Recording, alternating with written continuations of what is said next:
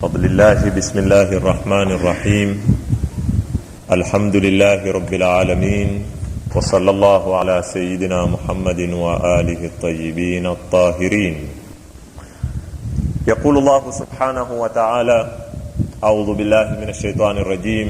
بسم الله الرحمن الرحيم. ألم نشرح لك صدرك ووضعنا عنك وزرك الذي أنقض ظهرك ورفعنا لك ذكرك فإن مع العسر يسرا إن مع العسر يسرا فإذا فرغت فانصب وإلى ربك فارغب. Ndugu zangu Waislamu, jana tulikuwa katika mfululizo wa kuifasiri aya ya kwanza ya suratul Inshirah. Jana niliwaelezea kwamba sharhu sadri huhitajika mahala pawili, au tukifuatilia katika Qur'ani tutaipata kwamba sharhu sadri iko katika mawanda mawili.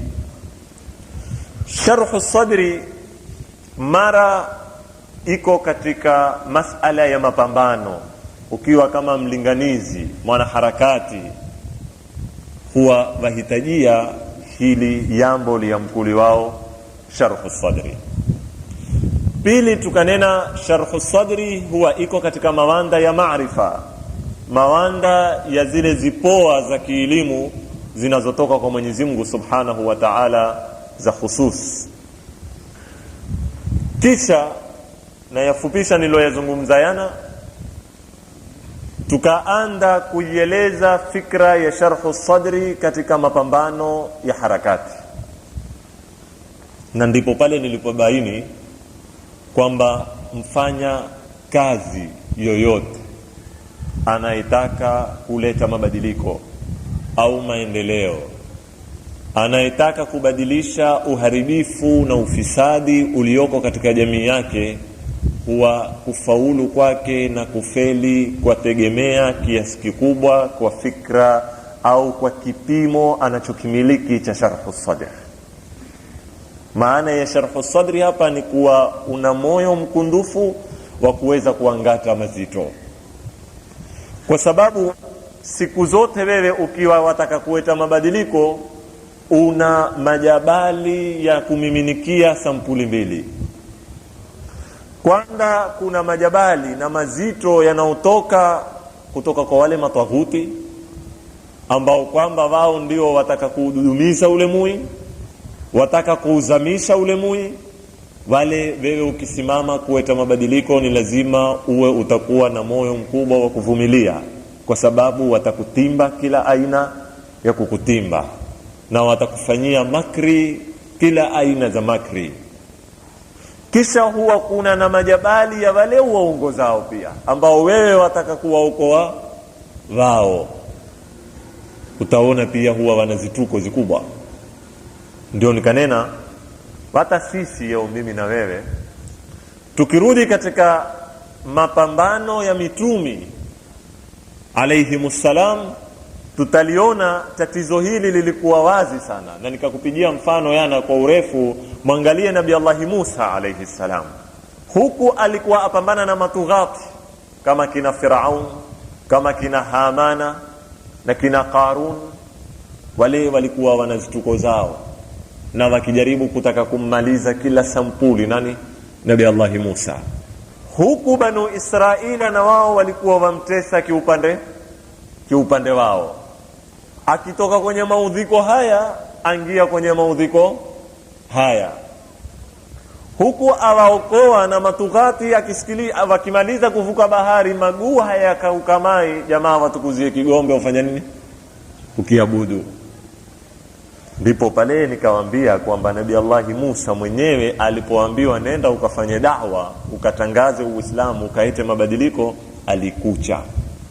Hakucha kwamba ni khawafi ati amcha Firaun, la, alikucha kwa maana ya yeye ataweza kuliangata lile jukumu, ataweza kuwa na moyo wa kuangata mazito, kwa sababu lazima utafanya maradhi ya moyo, ni lazima utafanya pumu, kwa sababu si masala ya matezo mtu kutaka kuweta mabadiliko. Ndipo pale Mwenyezi Mungu alipomwambia, kama nilivyowasomea yana, wa idhnada rabbuka Musa an itil qauma adh-dhalimin qauma fir'auna ala yattaqun qala rabbi inni akhafu an yukadhibun wa yadhiqu sadri. Alipoambiwa nenda kwa qaumi Firauni na ukawaidhe, alinena mimi nacha wasiye wakanikanusha, fayadhiqu sadri, nikawa simvumilivu tena, nisimiliki tena ile sifa ya sharhu sadr, ya kuangata mazito katika mapambano. Na ndio tukaona kwamba mitumi wote walikicha jambo kama hili, na nikawapigia mfano Mwenyezi Mungu yana akimkhutubu Mtume Muhammad sallallahu alayhi wa sallam, akimwambia fasda bima tu'mar, toboa, zungumza wazi kwa yale ambayo kwamba wewe waamrishwa na Mola wako uyazungumze, kwa ile haki ambayo kwamba imekufikia kutoka kwa Mola wako iweke sawa. Fasda bima tu'mar wa a'rid anil mushrikin, wape nyongo hawa kina Abu Jahli na kina Abu Lahabi, wanaofanya fujo, wanaofanya kila sampuli ya nini, ya zitimbi, ili wewe usitoboe, ili wewe usiwaeleze watu haki ni ipi, ili wewe usiwaweke watu katika mwangaza. Hawa wachana nao, kwa sababu ni mayowe, ni mdomo mtupu, hawana msingi wowote katika jamii. Ni watu ambao kwamba wamepururuka, wameanguka, na ule mtu aloghariki huwa mpaka ubele akipata nafasi ataka kuushika umuokoe katika kule kughariki kwao. Sasa Mwenyezi Mungu amwambia fasda bima tu'mar wa a'rid 'anil mushrikin inna kafainaka almustahzi'in. Hao wanaokufanyia dashere, hao wanaokufanyia istihzai, si matezo, wakati ukiweko katika harakati umeitolea kwa chako na nafsi yako na mali yako, na kwa watu wale ambao wataka kuwaokoa wewe wakitizia kufanya istihzai, nataka uwe na moyo mkundufu wa kutukua mazito haya. Zile istihzai tumesikilia hadi ya kufanyiana nini, istihzai. Sasa ni lazima utapambana na mambo kama haya, kwa sababu ndia ya da'wa, ndia ya mabadiliko ni ndia yenye miwa, kama alivyotuambia al-Imamu Ali alayhi salam, ni tariqatun dhatu shauki, ni ndia yenye miwa nyingi, ni ndia ambayo kwamba haipitwi na watu. Ndio akatwambia la tastawhishu min tariqil haqq, musione kinyezi wakati mkiwa mko katika ndia ya haki, liqillati salikiha, kwa uchache wanaoipita ndia kama hiyo. Ukipita katika ndia ya haki wazosipisane na mtu ndiani, si kama hizi ndia za batili. Ndia za batili kuezene, ndia za batili zimetandikwa mazulia, ndia za batili za pewa, za pambwa, na wenye kupisana ndani ni wingi, ukipita huwa huchi. Lakini ndia ya haki ni ndia iko na faragha, ni ndia waweza kupita ukatembea kwa muda wa miaka, waiona wewe ni pweke, kila ukizunguka nyuma humuoni mtu nyuma yako. Kwa hivyo al-Imamu Ali akwambia la tastawhish, ikiwa uko tayari kufuata ndia ya haki. Kwa hivyo usione kinyezi kwamba wewe uko peke yake, uko peke yako katika ndia ya haki, liqillati salikiha, kwa uchache wa wale wenye kuifuata. Kwa sababu al-Imamu Ali yeye mwenyewe atuambia ma taraka liyal haqqu min sadiq, haki haikunibakishia rafiki mimi, niliwakosa paka wale marafiki zangu wa karibu wakati nilipoamua mimi kushika nini, kushika haki. Kwa hivyo na wewe ukiamua mabadiliko, ukiamua maendeleo, ukiamua mwamko, ukiamua uadilifu, usimame na haki ipepee bendera yake, ni lazima uwe tayari kutukua haya. Uyuwe ndia ni ya miwa, ndia haina watu wengi walioifuata, ni ndia ambayo kwamba itakusababisha kukatana na marafiki zako, na haya yote ni lazima uweko tayari. Sasa Mwenyezi Mungu Subhanahu wa Ta'ala amwambia bwana Mtume sallallahu alayhi wa alihi wasallam, fasda' bima tu'mar, toboa, eleza wazi wazi yale ambayo kwamba wewe waamrishwa, wa'arid anil mushrikin, watana nao. Huwa watu hawazuazua wapijao mayowe usiku mitana, saa nyingine watakoroma, lakini hawamwasi mwenye kuteka mai kunywa mai. Hawa watu mwambia wape nyongo, hata usiwatie akilini. Wa'arid anil mushrikin inna kafainaka almustahziin, na wale wenye kufanya dashere stihzai, hao Mwenyezi Mungu amwambia bwana Mtume tuwatie sisi kazi yao. Hao tumeze kukutosheleza. Alladhina yaj'aluna ma'a Allahi ilahan akhar, wale ambao kwamba wamshirikisha Mwenyezi Mungu Subhanahu wa Ta'ala, fasawfa ya'lamuna, hao watajua, na tumewaekea siku yao. Walaqad na'lamu, kisha Mwenyezi Mungu amwambia Mtume sisi twajua wazi, annaka yadhiqu sadruk, kwamba wewe kifua chako hupata dhiki kubwa sana.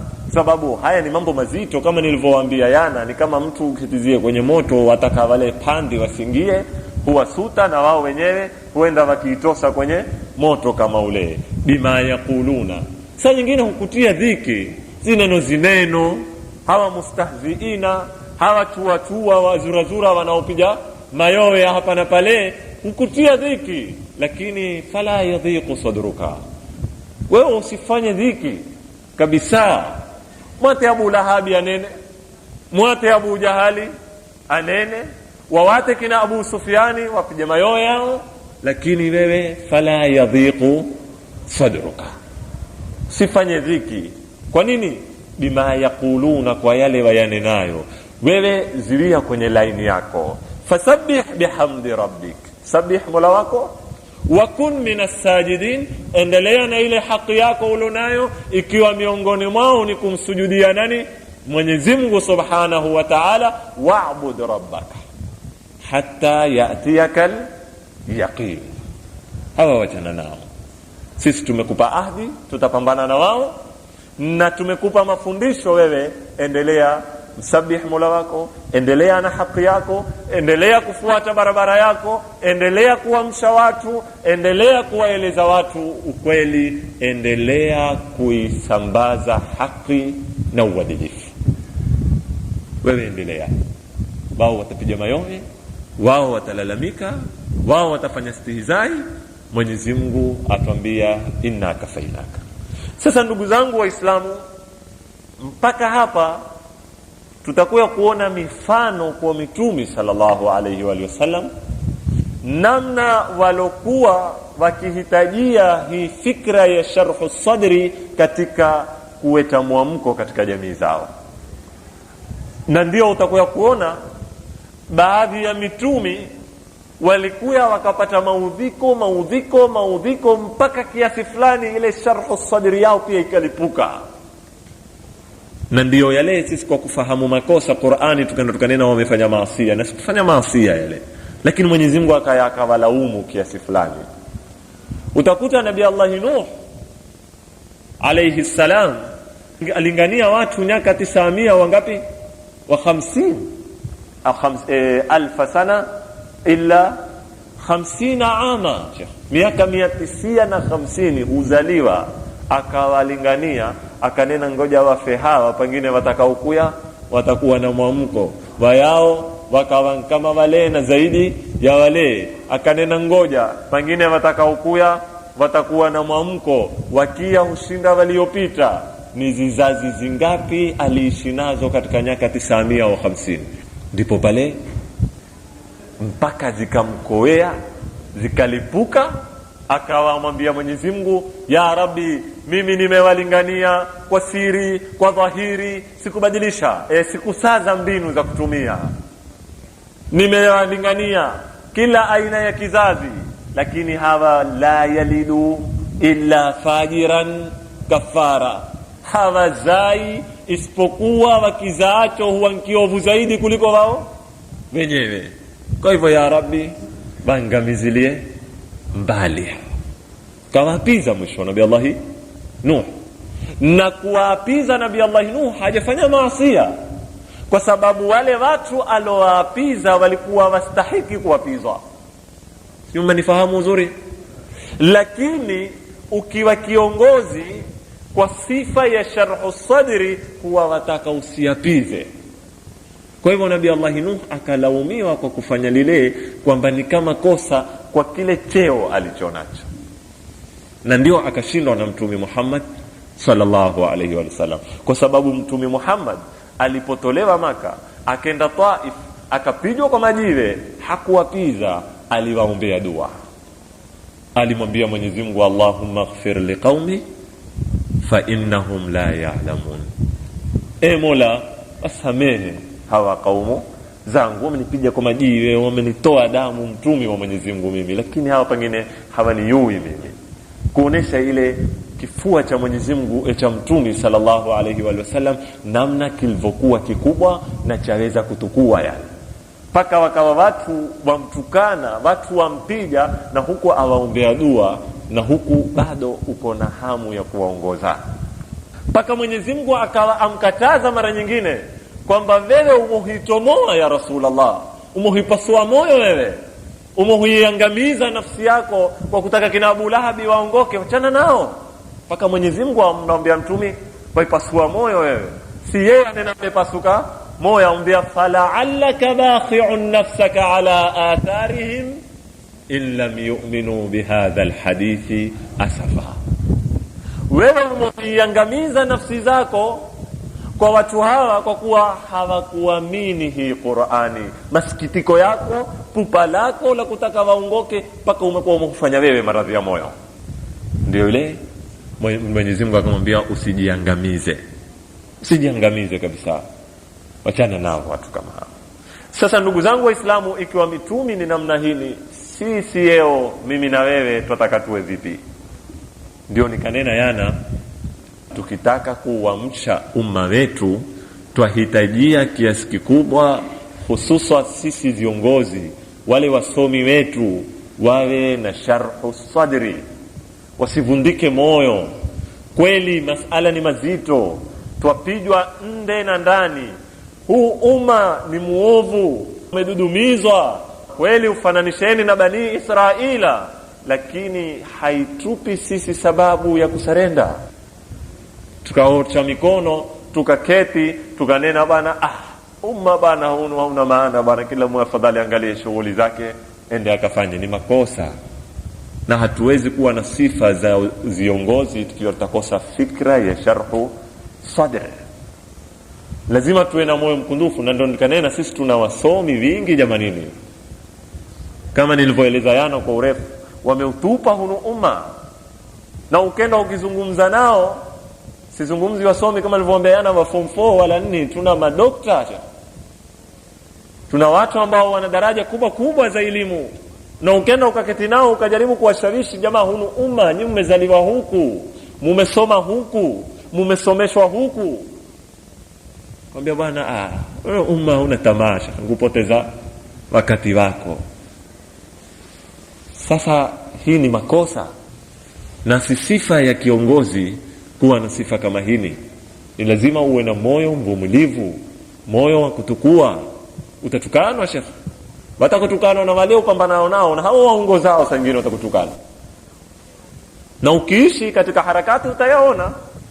Sisi watoto leo hatuyankui ni viongozi, ni wachanga sana, elimu tulionayo ni toto sana. Twajaribu kwa hizi elimu 2-3 kujaribu kusaidia hunu umma. Tunaona mifano mingi, waongoza licha wale maadui saa nyingine waya kutukanwa na wako unaishi naye, ulio karibu naye, mara wavisikia apita kikutukana. Lakini ni lazima uvumilie, uwe na moyo mkundufu, kwa sababu ndio tabia ya kuongoza. Chaka Mtume sallallahu alaihi wa sallam amekwenda zitani na utukuzi hao maswahaba waambiwao walikuwa ni waadilifu.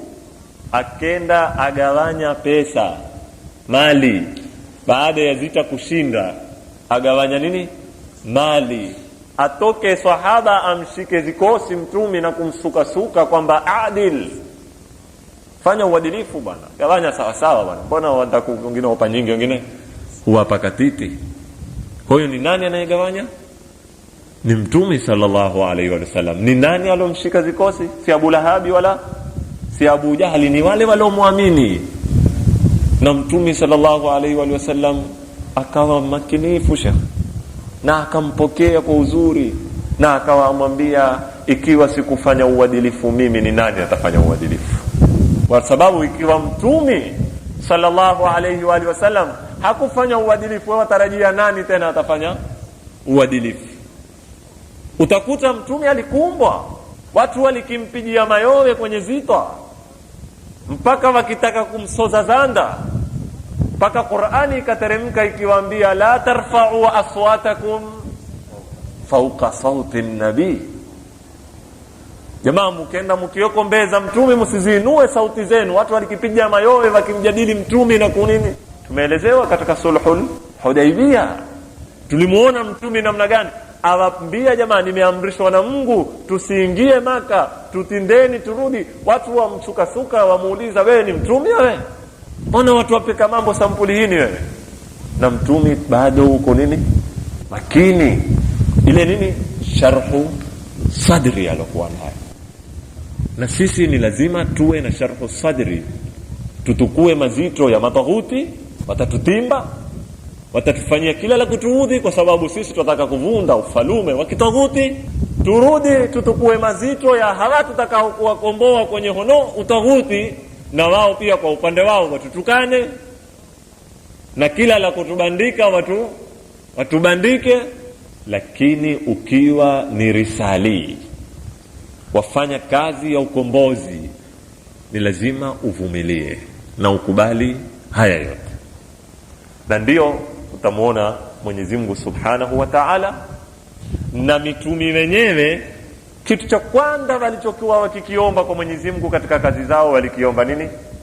Sharhu sadri, kitu cha kwanza, kwa sababu ndio msingi wa kufaulu. Ukiwa kama mwana mapinduzi, lazima uwe mvumilivu. Ndio utaona Nabii Allah Musa alipoambiwa idhhab ila Firauna innahu tagha, alipoambiwa nenda kwa Firaun, Firauni ametusa mipaka kwa uovu wake, aomba. Sasa silaha ya kwanza aliyoiomba ombani, amwambia qala rabbi shrah li sadri wa yassir li amri wahlul 'uqdatan min lisani yafqahu qawli waj'al li waziran min ahli haruna akhi ushdud bihi azri wa ashrikhu fi amri kay nusabbihaka kathiran wa nadhkuraka kathiran innaka kunta bina basira. Qala qad utita su'laka ya Musa. Amwambia Mwenyezi Mungu, nikundua kifua changu kwa sababu mzigo ni mkubwa, niweze kuvumilia ndio kupambana na zituko kwenye hii kazi, kisha unisahilishie la pili. Hili takuwa inshallah pia kwenye alam nashrah, inna ma'al usri yusra wa yassir li amri wahlul 'uqdatan min lisani. Ipa ulimi fasaha, kwa sababu pia fikra yaweza kuwa ya kweli, fikra yaweza kuwa ina haki, lakini ukiwa huyui namna ya kuitia katika akili za watu waweza ukafeli. Kwa hivyo ufasaha ni kiungo muhimu katika kufikisha fikra. Na wale leo waulizwao, vipi fulani hana yuwalo ni hodari kunena, hizi ni huku mkufuni, ambiwa ni mtu kunena ile Kiswahili amefutwa, yani mpaka amefilisika. Dalili za mtu alofilisika huwa ni dalili sampuli hili, kwamba hana yuwalo ni hodari kunena. Na ukwetu jamaa huzitumia mno silaha hizi, kwamba fasaha ule, lakini hana yuwala. Hawajui kwanza kwamba ufasaha ndio sifa ya kwanza ya Qur'ani, na kufaulu kwa Qur'ani ni nini? Kwa hivyo haina maana Qur'ani ni fasaha tu pia na tunene yao. Ufasaha ni elimu. Ufasaha ni sio yote aweza kukheti akanena kautumia hono ufasaha. Ndio msizione huwea zimeundwa. Kisha wewe huyu wao keti upange unene yawe kama yale yawe mazuri, siwe wayua no. Panga, mbona huwezi kunena? Mbona ukinena watu hawakuelewi? Waweza kuzungumza sana nusu, ukimaliza watu wakaotokolea sana kwa kizungumza nini? Hatumuelewi. Mayowe mingi msikitini, mashikio utuhairi, wala hatutambui alikuwa akizungumza nini kutoka mando mpaka mwisho. Sasa fasaha ni kitu ambacho kwamba Nabii Allah Musa akiomba kwenda kupambana na nani? Na Firaun. Ni silaha muhimu ya mapinduzi, ni silaha muhimu ya fikra. Amwambia wahlul uqdatan min lisani yafqahu qawli, waweze kunifahamu mimi nazungumza na wao kitu gani. Kisha amwambia waj'al li wazira min, unipe na usaidizi peke yangu hawa watu wazito. Ja'al li wazira, nipa na mimi msaidizi min ahli, katika jamaa zangu, Haruna akhi, nipa na mimi huyu Harun tumilize awe msaidizi wangu. Usdud bihi azri, niweze kuifunga masombo uzuri kwa huyu ndugu yangu, twende tukapambane na nani? Na Firaun. Wa ashrikuhu fi amri, umshirikishe katika hili jambo ambalo umenitumiliza mimi, mpe naye unabii, twende tukaisaidiane. Tufanye kazi gani? Sio huyu ndugu yangu mpe naye cheo kwamba twende tukajepe, sio huyu ndugu yangu mpe naye cheo twende tukapige ardhi. La, kay nusabbihaka kathiran wa nadhkuraka kathiran innaka kunta bina basira, ili tukutakase.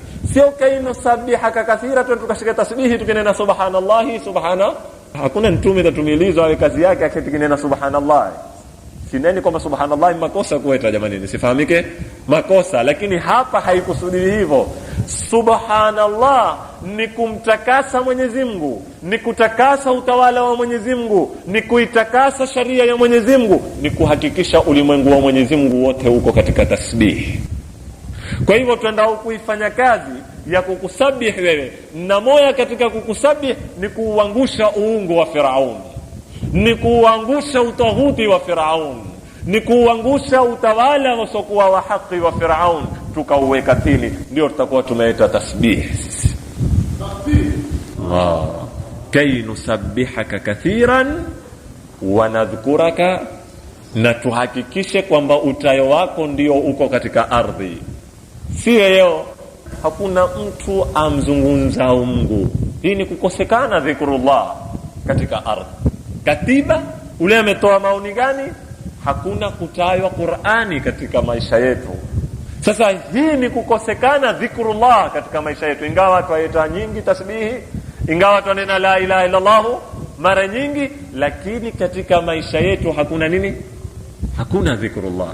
Katika siasa zetu hakuna dhikrullah. Katika uchumi wetu hakuna.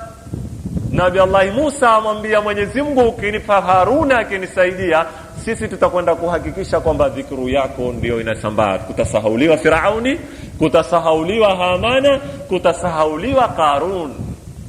Takuwa watu wote sasa ni nani? Ni Allah.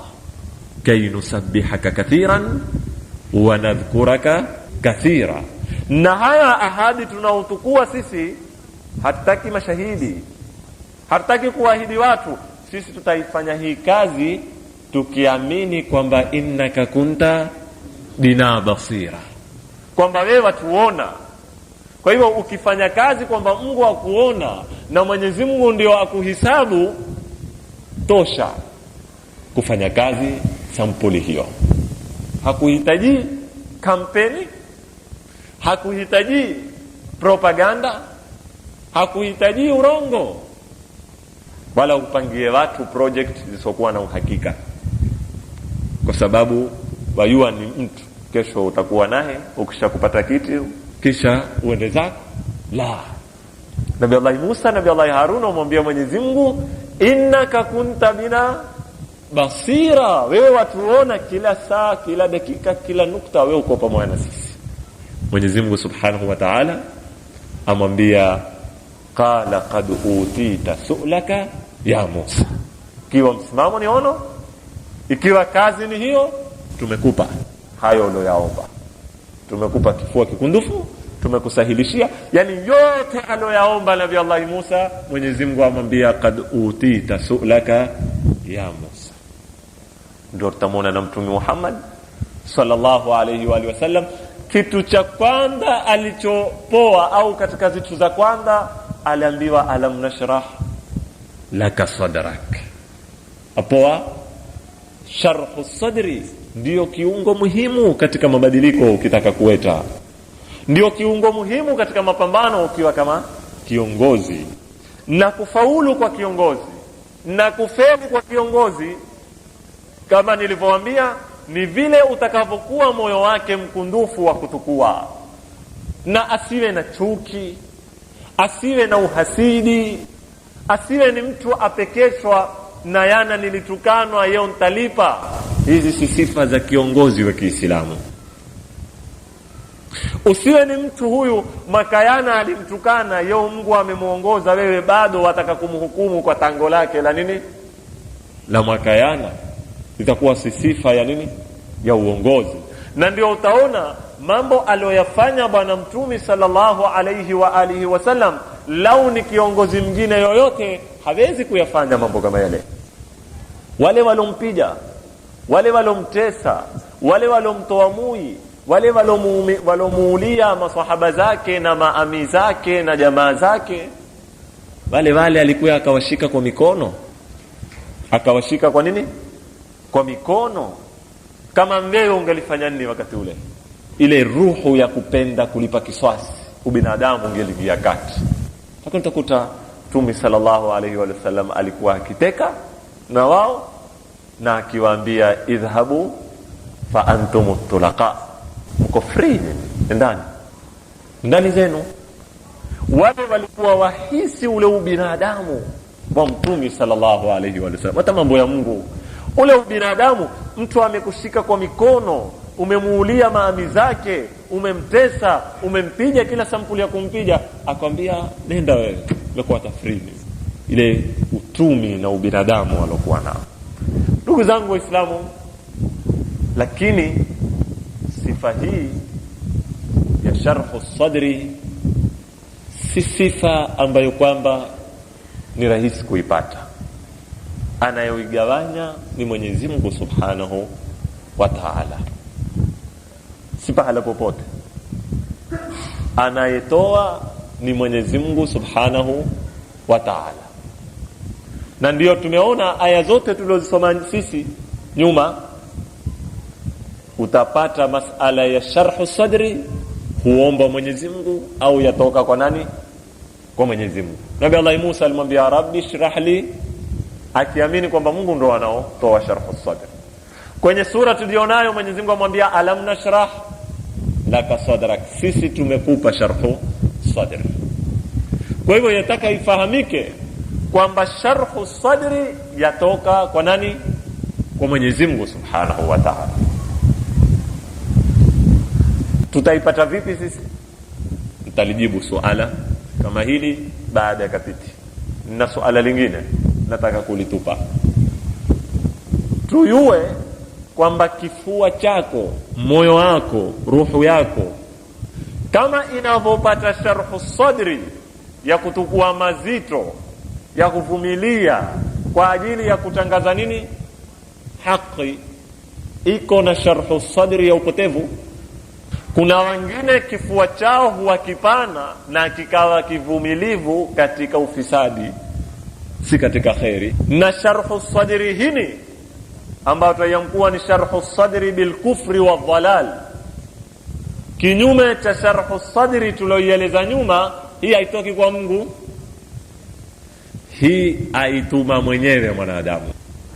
Ukiingia kwenye ufisadi mpaka ukakukoea ufisadi, huwa sasa wewe umeze kusikilia katika ile stage ya khatama Allahu wale waliopigwa muhuri, bal rana pale huya wewe ukawa kifua chako kikundufu kwa kuangata maovu, si kwa kuangata mazuri. Ndipo pale munapomuona mtu uko tayari kutupa wakati wake, kutupa senti zake, kutupa afya yake kwa ajili ahakikishe tu upotevu wafanyika, wale ndio wale sharaha Allahu sadrahum bilkufri wa dhalal. Uko tayari na hachoki shekhe kutimba paka guu kaburini, yeye hutimba. Huwa Mwenyezi Mungu kile kifua chake amekikundua kwa kutimba. Yeye ni mtu wazitimbi na hachoki paka akawa ametiwa paipu ya mai na ya damu, yeye hutimba. Ndio Mwenyezi Mungu Subhanahu wa Ta'ala akatwambia katika Qur'ani, man kafara billahi min ba'di imanihi illa man ukriha qalbuhu wa qalbuhu mutma'innun bil iman. Sio tu itakayo hii, kisha mwisho akwambia walakin man sharaha bil kufri sadra, wale ambao kwamba kifua chao kilifunguliwa kwa ukafiri au kilifunguliwa kwa ufisadi, wavumilivu mno na waweza kubaki katika mui wafisadi mbao, hata wakiwa watu watatu, wakawa watu wote wameamua kuweta nini maendeleo, na wakawa hutukanwa wao na misikiti yote, lakini wazirizie pale pale na habari hawana, wana uvumilivu pia wao, na watembea barabarani kama si wao, kwa sababu suduruhum shurihat bidhalali wal fasad. Hajali yeye na aona kama ambao kwamba yeye huswali yaumian na hapati usingizi akiamka asubuhi kiwa hayamtimba mtu au hayapanga la kuvunda, sababu wao ya kuvunda si ya kujenga. Kifua chao kimefunguliwa kuvunda, hakikufunguliwa kufanya nini? Kujenga. Sasa kufunguliwa kifua sampuli hili huwa si Mwenyezi Mungu amezokupa sifa hili, huwa ni kukowewa na uharibifu. Umeinuka ni uharibifu, ni uharibifu wewe, mwaka wa kwanza, mwaka wa pili, mwaka wa tatu, mwaka wa nne, ndio wale huenda mpaka ule uovu ukawakowea, mpaka sura zao zikaanza uovu, mpaka wakawa wauona uovu wao ni wema, kama ilivyotuambia Qur'ani, mpaka Ibilisi henda akawasawirishia si wale faman zuyyina lahu su'u amalihi faraahu hasana. Mwenye kupambiwa amali yake mbovu akaiona ni nini? Ni mzuri. Akawa yeye usishie mtaimbo huvunda na huvunda kitu chema, yeye aona kama avunda kanisa, na ule uvundao ni nini? Ni msikiti, na yeye aona ni ibada ile. Ule amepatikana sharhu sadri fi dhalal. Akawa yeye uko tayari lolote lema lilosimama la kuweta mwamko, atatumia kila awezalo alivunde lisiwe lile, na mwamko usipatikane, na atumia aya za Qur'ani na atumia hadithi za Bwana Mtume sallallahu alayhi wa sallam kwa ajili ya kuvunda ya Mungu, na yeye aona ile ni ibada, na aenda kwa matajiri akiwaambia toa ni khairi jamaa, hii ni hatari imetukabili. Aiona aona mwamko ni hatari, ni shari, ni ufisadi, na kududumia ndio mwamko kwake, na ufisadi ndio khairi kwake. Kwa hivyo hatari imetukabili kwenye moyo, lazima imalizwe. Hawa ndio wale Mwenyezi Mungu atuambiao walakin man sharaha bil kufri sadra, wa na'udhu billahi min dhalika. Mwenyezi Mungu atulinde na tusiwe zifua zetu zimefunguliwa kwa shari, tukawa twaisambaza shari kama kusambaza khairi, na tukawa ni panga za kupambana na khairi kuliko kuwa ni panga za kupambana na nini. Mwenyezi Mungu atulinde na zitu kama hizi, na hawa ni watu waovu sana. Ndugu zangu Waislamu, suala ikiwa sharhu sadri ile ya kwanza, sio hii nimependa kuitanabahisha, pia iko na iko sana ya ulimwenguni mkiitamali, hata katika mi yetu iko hitu, iwekeni mbali. Tataka hii ya kuvumilia ambayo yatoka kwa Mwenyezi Mungu Subhanahu wa Ta'ala katika khairi, ikiwa Mwenyezi Mungu ndio anaotoa, vipi tutaipata sisi tukiitaka?